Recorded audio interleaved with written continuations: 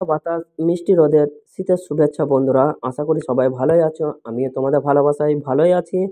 MS মিডিয়ায় নতুন একটি ভিডিও নিয়ে আপনাদের মাঝে উপস্থিত হয়েছি। ভিডিওটি অবশ্যই শেষ পর্যন্ত দেখতে থাকুন, অবশ্যই আপনাদের ভালো লাগবে।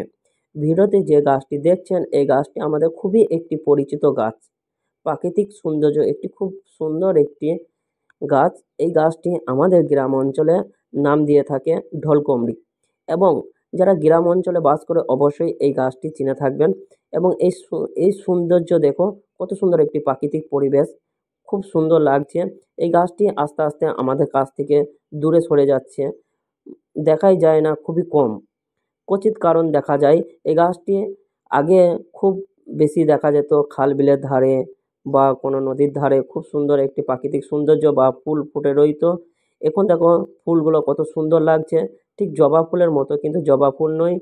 আমরা গ্রাম অঞ্চলে ঢলকুমড়ি বলে থাকি। এবং আপনাদের গ্রাম অঞ্চলে এর নামটি কি অবশ্যই জানাতে ভুলবেন না।